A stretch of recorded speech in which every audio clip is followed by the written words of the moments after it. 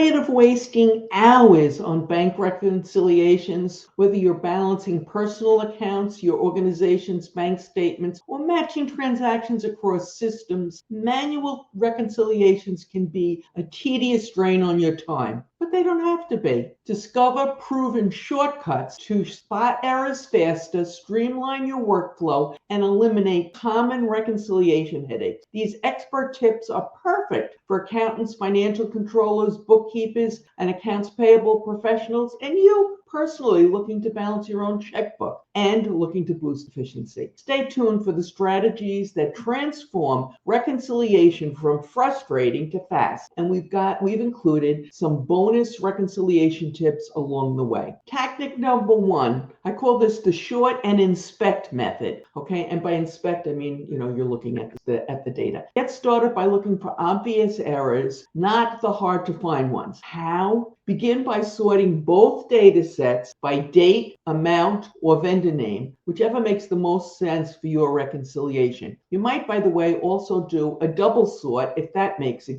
sense for you. For example, sort by vendor name first and then amount. Then look through the data, or inspect it if you will, for anything odd that jumps out at you. This simple step often reveals patterns or anomalies that you might otherwise have missed. Duplicate payments to the same vendor should jump right out at you. You might also notice missing payments for something that should be recurring. For example, the monthly rent. If you're looking at data for the quarter and you only see 2 rent payments, you know where to start investigating. And of course, if you see 4 rent payments, you also might know where to start investigating.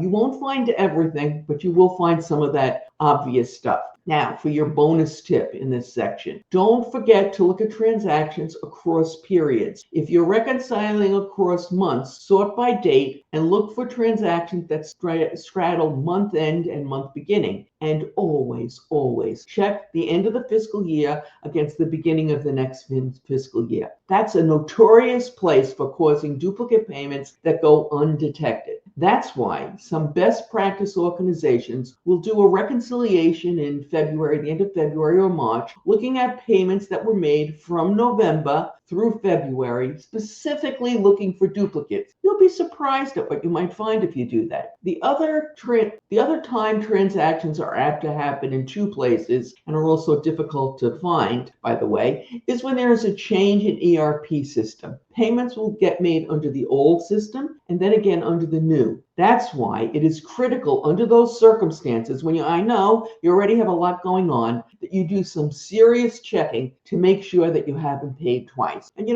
can go back and do that 6 months later if it takes you that long to get settled down, because you can always go after those duplicate payments. How often have you forgotten to enter the minus sign when entering data, when entering a negative number, for example, or entered a debit as a credit or a credit as a debit? It doesn't happen often, but once or twice a month is enough to send your reconciliation time into the stratosphere. But it doesn't have to be if you try the next tactic. So tactic number 2 we call the negative match. Run a search for negative amounts that mirror positive ones. For example, if you find a deposit for $500 and a withdrawal for $500, you want to investigate to see whether one was reversed, voided, or misclassified. Remember absolute values from your high school math class? Yes, I know you're trying to forget about those classes, but it's a concept that will really help you here. You can also use the if function and or the true or false function in Excel to help you find these matches. And of course, once you find them, you need to investigate, because it may be a coincidence that you have matching transactions and they both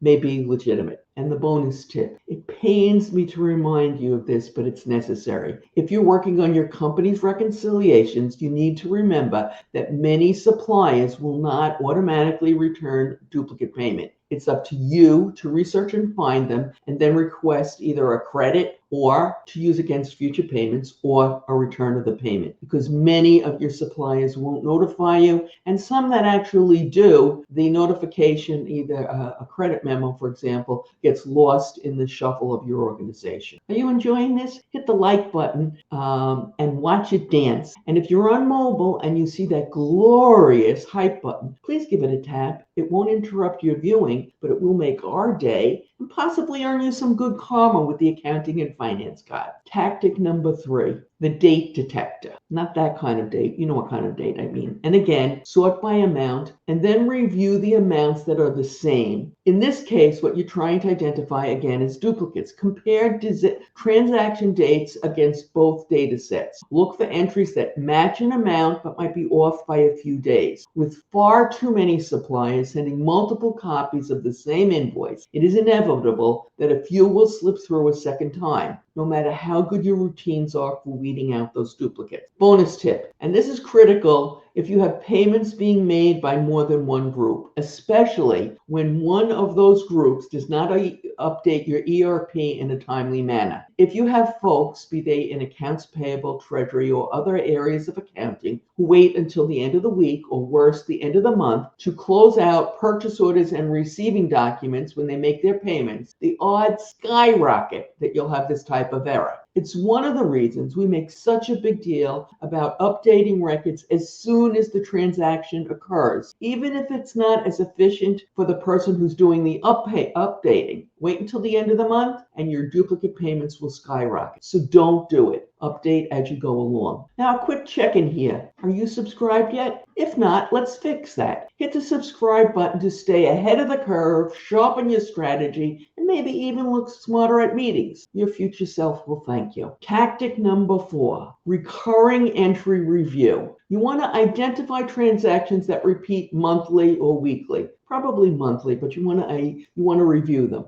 Things like rent, subscriptions, and you want to verify that they're consistent. If 1 month a payment is missing or doubled, that's an indication that you might need to do some investigating. Recurring entries are easy to overlook because they feel routine, but they're also prone to be skipped or duplicated or worse. And we're going to talk about the worse in the bonus tip. Along the same lines, although technically not a reconciliation item, you want to make sure of 2 things regarding your recurring payment. The first is that when you set them up and when you set your recurring payments up, you do not make it infinite, but you always include an end date. And second, even if you have an end date in there, it's a good idea to periodically verify that the recurring payment is still needed. Several things can happen that will end the payment, and the business unit may forget to notify accounts payable, and then you'll continue making the payment. What are these things, or these events, if you will? First example, let's look at the example of a lease on a copy machine. The lease may have initially been for 5 years, and the payments are set up to go on for 5 years and end. So you got that part right.